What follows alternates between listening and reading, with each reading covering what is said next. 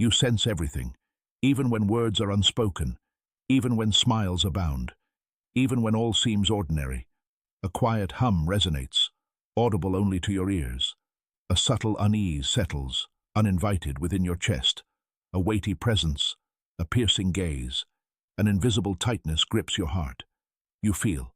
You've always felt, but you've never quite grasped how to express it. That's why this serves as a beacon for you. Jung proposed that the unconscious, striving for wholeness, draws in its opposites. Perhaps that concept resonates more profoundly now, because you, the empath, embody the very antithesis of all you unwittingly attract. Hollow individuals, icy personalities, ravenous souls. You've shouldered burdens of eras not your own, burdens that felt eternally destined, as if some inner voice whispered, "If I don't step in, who will?" This video serves as a gentle reminder, a mirror, a hushed plea from your soul, urging, "Please, awaken." You've been mistaken for someone easily manipulated, yet your sensitivity isn't a weakness. It's a radar, a profound insight, an ancient wisdom woven into the very fabric of silence. It's precisely this that places you in harm's way. Because when your light emanates from an authentic source, a place devoid of validation-seeking, unburdened by the need for attention, a source that simply exists, that light transforms into fuel for those dwelling in shadows, and they sense it. Often unconsciously, they approach you with smiles, share poignant narratives, embrace with intensity. But in truth, they're drawing sustenance from your light, as if something within them cries out, "If I can't ignite my own spark, I'll bask in the warmth of theirs." And you permit it. But today, Jung delivers a final warning. Should you fail to establish boundaries, the only reward for your radiant gift will be engulfing darkness. How often have you departed a gathering drained, as if your life essence had been completely depleted, bewildered as to why? How often have you experienced inexplicable exhaustion after a call, an embrace, a conversation where you were simply listening? How often have you silenced yourself to avert conflict, even as your soul screamed within? This isn't empathy, it's disintegration. What you perceive as love may, in reality, be an exquisitely disguised form of self-sacrifice. And no, it isn't beautiful. It's perilous. An empath isn't born fully formed. They evolve, generally from childhood. They learned early on to discern expressions on the faces of those who were meant to safeguard them. They mastered the arts of anticipation, adaptation, and averting emotional outbursts. They became adept at sensing others because they were never taught to sense themselves. Later, they matured and began to label it a gift. But what originated as a survival tactic solidified into an identity. You became the person you needed to be to endure, and forgot to question if it still holds relevance now. Jung termed this invisible force an archetype, a vibrant, unconscious image that molds behavior. And the unconscious empath harbors one of the most treacherous archetypes, the wounded healer. This is someone who believes their worth lies in fixing others, someone who confuses love with a mission, who believes they only merit love when they're saving someone. But here's a potentially painful truth. Those who completely dedicate themselves to rescuing someone who hasn't asked for rescue ultimately forfeit themselves. And do you know the problem? Most of those you attempt to save don't desire to be saved, not truly. They desire to be sustained. They crave your radiance, but they can't bear what it unveils. They crave your embrace, but they can't bear your truth. They feast on your light, then accuse you of being overly intense, overly sensitive, overly dramatic. And you believe it. You question yourself. You wonder if the problem lies with you. Perhaps you need to be lighter, less profound, more detached, less present. You attempt to conform, to squeeze into spaces you were never meant to occupy, because deep down, all you've ever wanted is to be accepted, to be loved, to be seen. But Jung said, "He who does not see himself will always be mirroring," and that's the plight of the empath, to be a mirror in which others see everything but you. Do you know why you attract so many broken souls? Because you offer them what they can't seem to find within themselves. And do you know why they later inflict pain upon you? Because your presence forces them to confront what they've evaded their entire lives. They don't hate you. They fear you. An awakened empath poses a threat, not to others, but to dysfunctional systems that feed on your unconscious state. That's why you must awaken. You aren't here to shoulder the world's pain. You weren't designed to be a sponge. You were designed to be a vessel of truth, of love interwoven with discernment, of compassion that can utter no, boundaries that begin with you, because limitless empathy equates to emotional suicide, and love devoid of structure is merely another form of addiction. And perhaps you find yourself at such a juncture now, sensing that something must shift, yet uncertain where to initiate. Perhaps you're questioning, maybe the problem resides within me, maybe I'm exaggerating, and Jung would reply, no, the problem doesn't lie within you. The problem lies in how much you lavish upon those who don't know what to do with it. Who taught you that being good necessitates obliterating yourself? Who told you that love demands pain? Who led you to believe you only merit love after you've exhausted yourself? These are the questions you must pose to yourself before it's too late.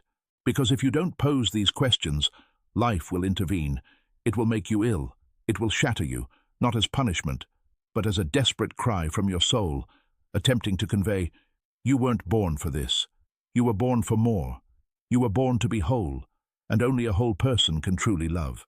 But first, one must traverse the valley of doubt, the valley of fearing selfishness, the valley of guilt for choosing oneself, the valley of rejection for no longer agreeing to be an eternal giver. And that valley is dark, because it's there that you begin to radiate your own light, and not the light reflected off others. And when you radiate your own light, something shifts. You cease attracting those who seek to exploit you. You begin attracting those who wish to complement you, because finally, you are whole, and whole individuals recognize one another. But before that lies a path, and we will traverse it together, step by step.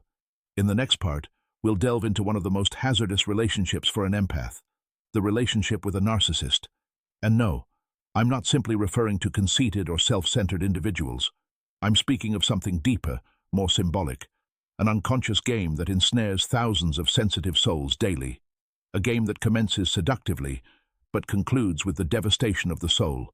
And then I ask you, perhaps you've already navigated this cycle, unaware of it. Perhaps you're still trapped within it, believing it to be love. Have you ever pondered why certain relationships leave you drained, as if you're living someone else's life, while your own slips from your grasp? Have you ever caught yourself thinking, he needs me. Without me, she'll crumble. No one understands him like I do? Perhaps you labeled it love, a mission, a purpose in life. But the truth is, behind this noble sentiment, a silent, destructive connection may be lurking. The attraction between an empath and a narcissist. It's an unconscious choice. No one awakens in the morning and declares, today, I want to entangle myself with someone who will suck my soul dry. But what Jung unveiled, and what few dare acknowledge, is that such connections don't arise by chance. They're governed by unconscious forces, ancient archetypes, scripts of pain that echo through generations until someone finally gathers the courage to sever the cycle. You, who feel so intensely, may be within such a relationship right now, or attempting to heal from a relationship that left a profound scar. And it doesn't necessarily have to be a romance or marriage. It could be a parent, a sibling, a friend, a boss. The pattern remains the same. You give, the other takes. You listen, the other demands. You strive to maintain harmony. The other imposes chaos. And when you finally tire, they do what they've always done, but more subtly. They compel you to question reality itself. A narcissist rarely perceives themselves as such. They don't wear a villain's mask. On the contrary, they're often charismatic, intelligent, and captivating. They approach with smiles, promises, and intensity. They make you feel special, unique, chosen, and therein lies the peril. Because someone who has strived their entire life to be seen, heard, and acknowledged perceives something almost mystical in this connection, as if they've finally found someone who recognizes them. Only it's not recognition, it's capture. You become sustenance. Your attention becomes a lifeline. Your sensitivity becomes a trap. And thus, the connection solidifies. They need what you possess, and you need the illusion that you're finally needed. Their emptiness finds refuge in your fullness. Their coldness is warmed by your devotion. And you gradually fade. You begin to relinquish your desires, your intuition, your truth, and you don't even notice. Because they always have an explanation, always have a justification, They always know how to twist the situation and make you feel guilty for being sad, tired, or confused. You're exaggerating. It's all in your head. You're too sensitive. And you believe it. Because empaths believe. Because they want to believe. Because you've been taught to doubt yourself when someone raises their voice. How often have you apologized for something you didn't even do? How often have you yielded to avoid unpleasantness? How often have you pretended that everything is fine to maintain peace? That's where the cycle closes. The empath transforms into a caretaker, an emotional shield, a painkiller for wounds they didn't inflict, and the narcissist, often unknowingly, settles in comfortably. After all, why delve within when someone nearby is always willing to alleviate the pain? You begin to feel like you're drowning, but instead of climbing out, you attempt to save both of you. You pull the other to the surface, sinking along with them, and what's even worse, you consider it proof of love. But it isn't. It's emotional dependency disguised as loyalty. It's an old trauma repackaged. It's the same pattern from childhood, only now with a different face, a different name, a different story. Perhaps you grew up in a family where you felt you weren't allowed to make mistakes, where you had to be the peacemaker, where the adults were unstable, and you, still a child, became the emotional adult in the house. And then you grew up believing that to love means to care. To love means to fix. To love means to sacrifice yourself. However, Jung tells us that love that demands you die a little each day isn't love. It's an unconscious agreement. It's an archetypal repetition. It's your shadow seeking to be seen through the pain of another. And that's where many become lost. Because breaking free from this cycle is painful. It demands deconstruction. It demands acknowledging that the one you call my great love may actually be a mirror reflecting a wound you've never had the courage to face. It demands acknowledging that, however noble it may seem, loving someone to the point of losing yourself isn't a virtue, it's desperation. And even knowing this, you may remain there, trapped, confused, because there are good days, because there are sweet moments, because it's not all bad, and that's confusing, because you believe that emotional abuse must be constant, screaming, unbearable. But it isn't. The most dangerous abuse is that which is subtle. It's love intertwined with contempt. It's a caress followed by indifference. It's praise that transforms into criticism as soon as you disagree. It's emotional manipulation disguised as concern. It's denial disguised as advice. It's control that masquerades as care. And what does the one who is trapped do? They justify, they rationalize, they forgive, always. Because it's difficult to accept that the person you love, and who may even love you, is emotionally incapable of loving you the way you deserve. But it must be accepted, because you can't spend your entire life trying to be enough for someone who will never be satisfied. You can't spend your entire life proving that you're good, reliable, stable, and radiant, because the more you try to prove it, the further you stray from yourself. And there's a price to pay for that. Always. You tire, you fade, you become ill, you lose faith, you lose joy, and it all happens imperceptibly. Because outwardly, you continue to smile, you continue to help, you continue to give of yourself, until the day your body screams, your chest constricts, your mind crumbles, and you realize too late that you can't anymore. But the good news is that you can awaken sooner. You can decide here and now that you will no longer trade your peace for crumbs of love, that you will no longer confuse intensity with true love, that you will no longer call destiny what is actually an emotional addiction. You can choose yourself, even if it's painful, even if it seems selfish, even if it's accompanied by silence, alienation, a new beginning, because loving another can no longer mean abandoning yourself. And if, listening to this now, you feel your chest constricting, your eyes filling, your breath changing, know that you aren't alone. You're part of a generation of empaths who are awakening, who are beginning to understand that true love begins within, and that any love that demands your disappearance isn't love. It's imprisonment. And that's why we need to learn to return to ourselves, to our light, to our truth, to our axis. And it's not done with mere beautiful phrases. It's done with practice, with a method, with daily presence. So if all of this has touched you in some way, I want to suggest that you take an important step. Read the ebook, The Jung Method, LYD, 5 minutes a day for inner peace and clarity of mind. It isn't a magical instruction manual. It's an invitation for you to gradually restore the bridge between what you feel and what you need, between what you give to others and what you give to yourself, to an intimate and quiet space where your light is no longer absorbed, no longer exploited. It can be found in the pinned comment of this video, because this journey doesn't have to be solitary, but above all, it must begin. Has it ever happened to you that you walked into a room and, without exchanging a word with anyone, felt that something was wrong? No arguments, no screams, but something inside you tenses up, your chest constricts, your breathing becomes shallow, and you start scanning people, as if instinctively searching for the source of the invisible tension. Curiously, when you later talk about it, most people didn't notice anything. Or worse, they call you dramatic, exaggerating, too sensitive, and then you fall silent again. That's how the soul of an empath begins to detach from itself, not out of weakness, but out of survival, because feeling too deeply when the surrounding world seems anesthetized can seem overwhelming at times. But is it really your time, or have you been taught to believe that it is? How many times have you embraced another person when they were suffering inside? How many times have you offered to listen when all you wanted was a hug? How many times have you said, "I understand," when your own pain demanded acknowledgement? Let's be honest, empaths have learned to be silent so well that at some point they forgot how to speak. But what to say? To whom to say it? The truth is, there isn't always a place for depth.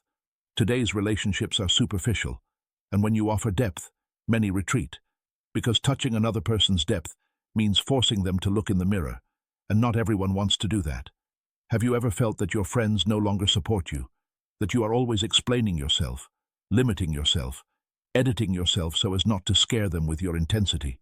This is a signal, a quiet warning that something has already started to change within you, and that change will require honesty. Are you willing to pay that price? Because from the moment an empath awakens, everything changes. They stop accepting emotional crumbs, stop tolerating empty conversations, stop saying yes when their soul screams no. This frightens, not you, but those who are accustomed to your edited version. You feel that you are starting to lose some people. Perhaps it's not a loss, perhaps it's a purification. But how to remain pure in a world that profits from emotional filth? How to keep the soul clean when everyone around you calls you weak for not being indifferent? How to continue feeling when feeling has become almost an act of rebellion? This is the silent pain of the modern empath, and if you're here watching, you have probably already experienced it yourself. Tell me in the comments, without filters, without fear of seeming too much.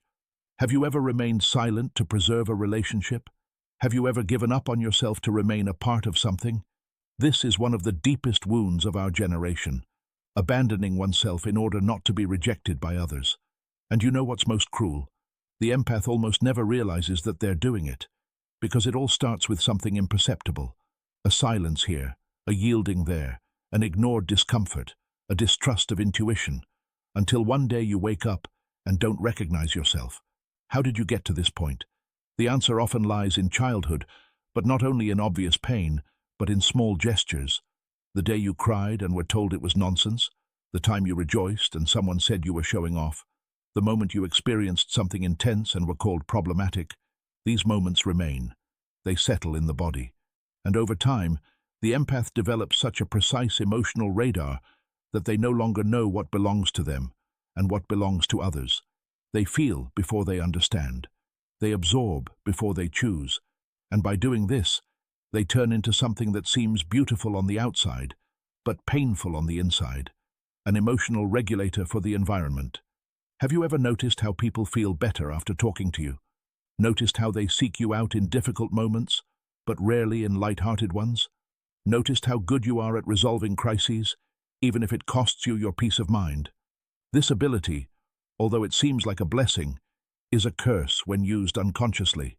After all, the empath didn't come into this world to be a medicine for others. They came to be whole, and wholeness doesn't require exhaustion. So if you live in constant emotional fatigue, even when you sleep, even when you eat, even when you try to meditate, perhaps the problem isn't in your body, but in the invisible boundaries that you haven't been able to establish. Have you said no today? Have you set limits without making excuses? Have you left someone sad without taking that sadness upon yourself? If not, Know that you're living a life in which everything feels comfortable except you. And that isn't kindness. It's self-harm. It isn't empathy. It's soul disintegration. It isn't love. It's replacing your truth with someone else's. Let's talk about this. Here in the comments. Write, if you want, in what area of your life you feel you most give up on yourself. In what relationships do you feel that you lose pieces of yourself every time you try to maintain the connection? Your story can free others, because the healing of the empath begins with allowing themselves to be seen, first of all by themselves. And for that, sometimes you need to break the image of being strong, wise, mature, spiritual, because often it's that image that keeps you in a golden cage, where everyone admires you, but no one can reach you. You have the right to fall apart. You have the right to be confused. You have the right to experience anger. You have the right to change your mind. You have the right to leave. You have the right to protect yourself, because your light can no longer be given at the expense of your inner life. And believe me, there will be those who will call this selfishness. There will be those who will try to bring you back to the old version. There will be those who will resent your limits. There will be those who will say that you have changed, and they will say it as if it's something bad. But to change is to live.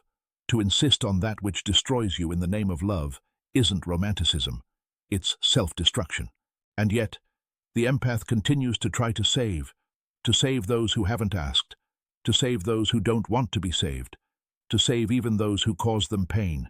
Because deep down, they believe that if they love strongly enough, they will finally be chosen.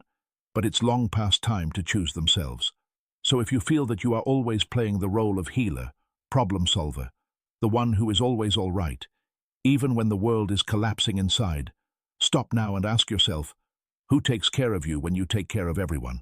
Who sees you when you disappear to be the one that another needs? Who holds your soul when it silently breaks while you smile? If these questions have touched you, write them down. Vent, even if it's just one line, because sometimes saying I'm tired is already a beginning.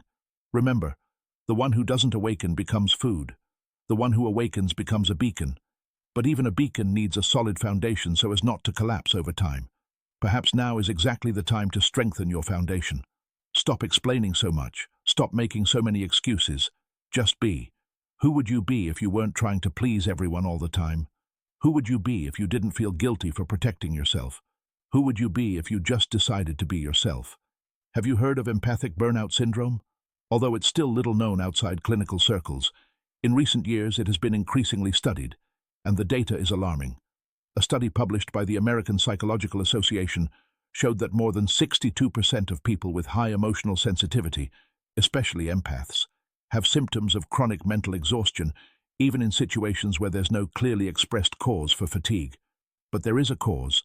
It just doesn't lie on the surface. It lies in how these people silently support the emotional state of others, as if it were their duty. It lies in how they accumulate in themselves the pain of others, and at the same time feel responsible for healing it. It lies in how they gradually extinguish their own flame to maintain the flame of those around them. Have you ever felt like that? Waking up tired for no reason, wanting to cry without a visible cause, feeling a lump in your throat after listening to someone's problems, even if they didn't concern you? This is what isn't reflected in the numbers, but the soul feels. And the most curious thing is that throughout history this pattern repeats itself. The archetype of the wounded healer exists in ancient mythologies. In Greece, the centaur Chiron was known for healing everyone except himself. He possessed extensive knowledge of plants, rituals, magic and medicine, but carried within him an incurable wound. He helped kings, soldiers, philosophers, but slowly died in silence. Sounds familiar? How many of us today carry this archetype within us? People who constantly give advice, embrace, guide, but when they need support, they realize that no one can handle their depth, because they were taught to be a haven, not a shipwreck. They were taught to be strong, even when everything crumbles inside. And you know what's most cruel? That trying to break this cycle, many empaths are punished with rejection. When you start saying no, taking your position, setting limits, people distance themselves from you, not because you have changed, but because you have stopped allowing yourself to be used. Have you ever encountered this? If so, know that you're not crazy, you're not mistaken, you're not exaggerating. You are awakening, And awakening is always painful, because it shows who was with you, or with the idea of who you were, and it shows who loved you, or simply used you. Let's consider a real example that clearly illustrates this. In 2018, American therapist Shannon Thomas published an informal study of her patients, in which she found that more than 70% of empaths who broke off relationships with emotionally abusive people were called selfish, insensitive, or ungrateful by those who most received their devotion. This shows something cruel. The empath is loved as long as they serve. When they stop serving, they are discarded. But no one tells you that this isn't the end. It's only the beginning.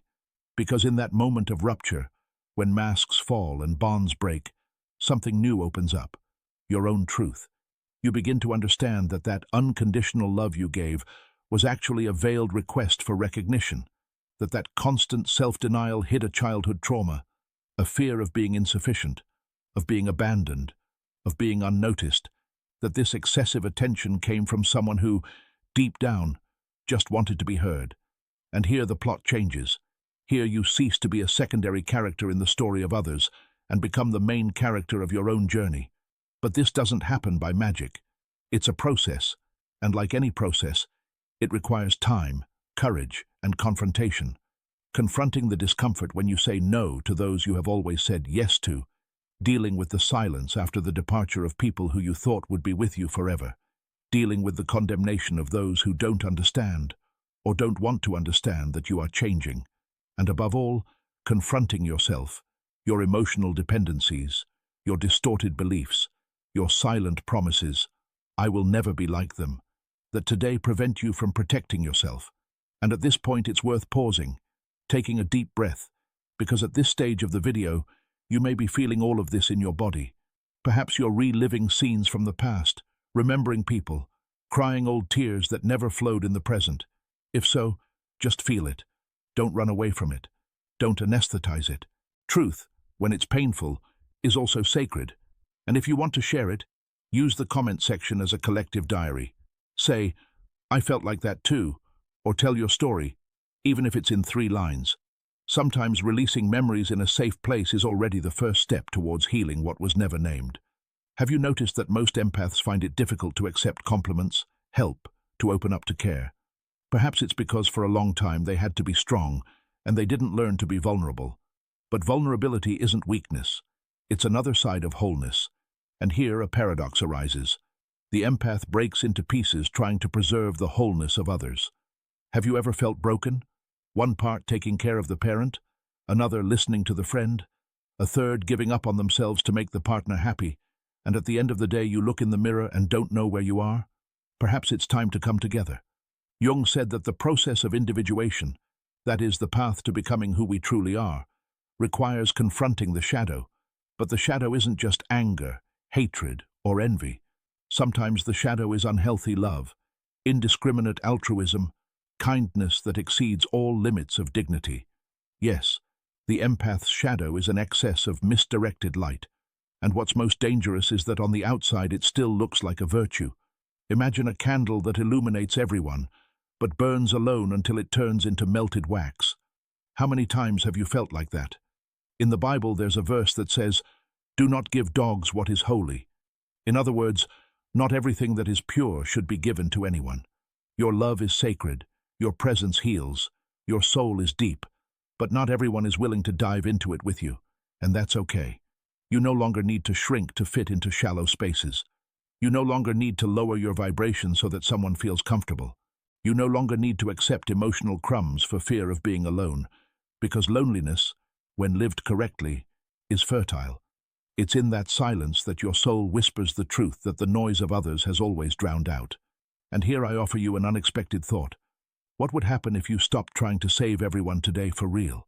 Imagine, stop and think. If you just stopped carrying others on your shoulders, what would change?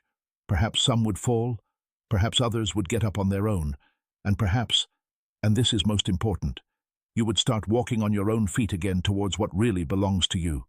The world doesn't need you to save it. It needs you whole.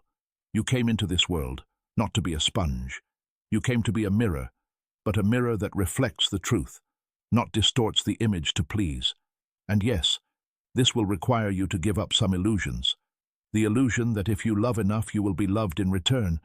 The illusion that if you are good enough, you won't be abandoned. The illusion that if you take care of everyone, no one will hurt you.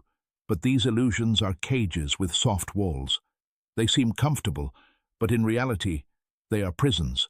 Freedom begins when you boldly decide to stop being useful in order to start being real. And truth, my friend, has its price. But the silence of the soul costs much more. Are you willing to pay the price for the truth, or will you continue to carry the silent weight of self-denial? This question doesn't require an immediate answer, but it requires attention, because sometimes just looking at it honestly, something inside you already begins to change. Have you ever noticed that most of your emotional suffering began not the moment someone hurt you, but the moment you decided to ignore your feelings in order to continue loving that person? This is the silent cause of rupture. It's not about what the other person does.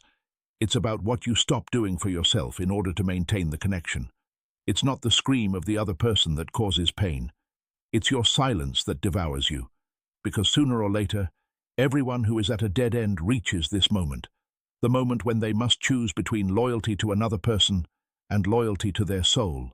And the greatest tragedy is that they almost always choose the other in the name of love, harmony, compassion.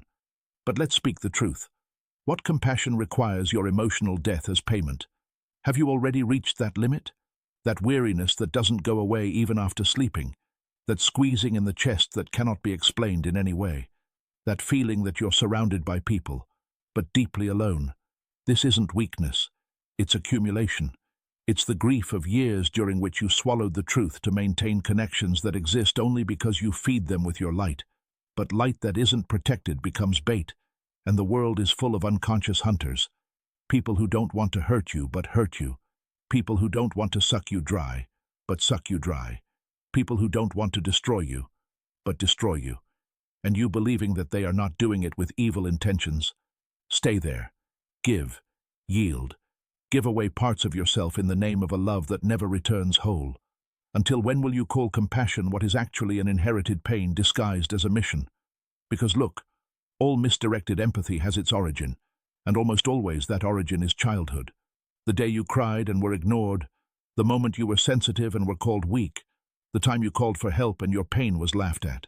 It was then that you learned to be silent, and when the world doesn't accept what we feel, we begin to feel for the whole world, in the hope that one day we will be accepted back. But that day rarely comes, because others get used to your "I'm all right," to your "I can handle it," to your "don't worry about me." But what when you break, when your body gets sick, when your soul begins to scream in nightmares, anxiety attacks, feelings of worthlessness? No one hears, because you taught everyone to see you as strong, available, invincible. Do you recognize yourself in this? Then perhaps it's time to start doing what no one did for you. Protect yourself. I'm not talking about closing yourself off or becoming stony. I'm talking about structure, about contours, about emotional integrity, because the awakened empath is not the one who feels everything. It's the one who knows what to do with what they feel. You know why? Because if you don't know, the world will continue to enter you without asking, and you will continue to blend so much with others that you will forget who you are when you are alone. The question is, who are you when you're not trying to save someone? Have you tried to live a whole day without solving anyone's problems? Without making excuses? Without trying to be a safe haven for everyone? Without smiling when you don't want to? Without answering messages that cross your boundaries? Try it, because perhaps it's there, in the remaining space, that you will begin to find your own presence, and it's frightening, because it's harsh, because it's alive, because it's whole, and wholeness requires rupture, requires losing those who loved you only for what you gave them, and not for who you are. Jung said that the process of individuation is a lonely process, not because we are lonely by nature, but because the path back to the soul is internal, vertical, and requires renouncing everything that distracts us from ourselves. And that includes people. Have you already lost people in this process? If so, write about it. Share in the comments. Name those who left, not out of resentment, but out of ritual, because unconscious farewells become ghosts, and the empath already carries too many ghosts within them. But here something important comes into play. Losing people doesn't mean losing love. It means cleaning the field so that true love can finally enter. That love that doesn't require your self-denial, doesn't ask you to humiliate yourself, doesn't condemn you for your feelings. You deserve that love, but it only comes when you stop settling for what causes you pain. And yes, this requires mourning. Mourning for that version of you that was easier to manipulate, more convenient for others, more kind, because less authentic. That version must die so that a whole person can finally be born, one who feels, but also insists on their own way, who accepts, but also protects themselves, who listens, but also expresses themselves. There's no healing in denying who you are. There's no peace in living under anesthesia. The only real peace comes when you firmly decide, with love, that your light will no longer be fuel for maintaining unbalanced relationships. You didn't come into this world to fix everyone. You came to be who you are. And who are you? Perhaps this is the most important question in your life, and only you can answer it. But to begin with, how about learning to listen to yourself again? How about developing a simple, deep, and practical plan of action to embody this awakening in your life? A path that will help you identify patterns, break toxic ties, and consciously restore your presence, because feeling is a gift, but knowing what to do with what you feel is liberation. You have reached this point. This in itself already says a lot about who you are. Not everyone is capable of going through darkness in search of light. Not everyone is willing to look inside themselves when it's easier to remain in distraction. But you chose to feel, chose to immerse yourself, chose to listen not only to this video, but also to yourself, and now it's time to act. Because knowledge that doesn't turn into life becomes theory, becomes overload, becomes just another beautiful theory that has nothing to do with reality, and the one who is stuck doesn't need theories. They need direction, an anchor, a support, a possible path that won't make you lose your sensitivity, but will help you direct it wisely. So now, together, we will go through a plan, not a rigid formula, not rules, but a practical, emotional, and spiritual path so that you can start living more fully, more safely, and more like yourself today. First, recognize the pattern without shame. Before changing anything, you need to see it, really see it, without a spiritual mask, without emotional justifications. Look at what relationships in your life drain you. With whom do you leave feeling tired? In what relationships do you have to pretend in order to remain a part of them?